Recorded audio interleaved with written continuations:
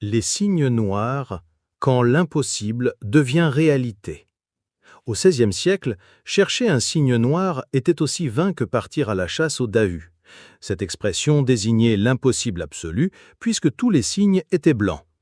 Pourtant, en 1697, des explorateurs hollandais découvrent en Australie des signes entièrement noirs.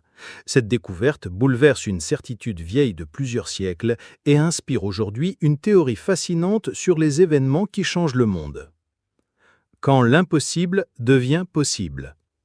L'expression « signe noir » existe depuis l'Antiquité romaine. Le poète Juvénal parlait déjà d'un événement aussi rare qu'un signe noir pour décrire quelque chose d'absolument impossible. Pendant des siècles, les Européens ont eu la certitude que tous les signes étaient blancs, car aucune observation ne contredisait cette croyance. Cette conviction semblait si solide qu'elle était devenue une métaphore de l'évidence même. Mais en 1697, tout bascule. L'expédition de Willem de Vlamingh en Australie occidentale révèle l'existence de signes entièrement noirs, Cygnus atratus. Cette découverte ne fait pas que bouleverser la zoologie, elle remet en question notre façon de concevoir la connaissance. Comment une certitude aussi absolue pouvait-elle être fausse ? Cette leçon d'humilité marque le début d'une réflexion plus profonde sur nos limites cognitives. La révolution moderne de Nassim Taleb. En 2007, l'essayiste libano-américain Nassim Nicholas Taleb révolutionne cette vieille métaphore dans son livre « Le signe noir, la puissance de l'imprévisible ». Ancien trader reconverti à la philosophie, Taleb transforme l'anecdote historique en une théorie puissante pour comprendre notre époque. Pour lui, un signe noir moderne possède 3 caractéristiques. Il est totalement imprévisible, son impact est énorme et nous trouvons toujours des explications logiques après coup pour le rendre évident. Taleb utilise l'analogie de la dinde de Thanksgiving pour illustrer sa théorie. Cette dinde est nourrie chaque jour pendant 1000 jours par un fermier bienveillant.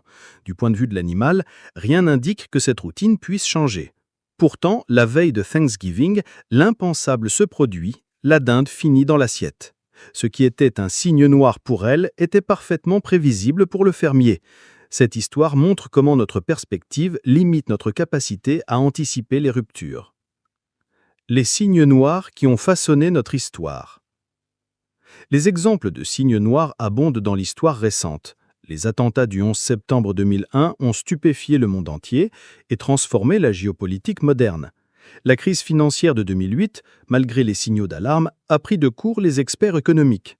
Plus récemment, la pandémie de Covid-19 a montré notre vulnérabilité face à un virus inconnu, bouleversant nos vies en quelques semaines. Mais tous les signes noirs ne sont pas négatifs. Internet, que personne n'avait prévu dans sa forme actuelle, a révolutionné nos sociétés. Le succès planétaire de Harry Potter a surpris même les experts du monde de l'édition. Ces événements positifs rappellent que l'imprévisible peut aussi être source de progrès et d'émerveillement. Un changement de perspective nécessaire.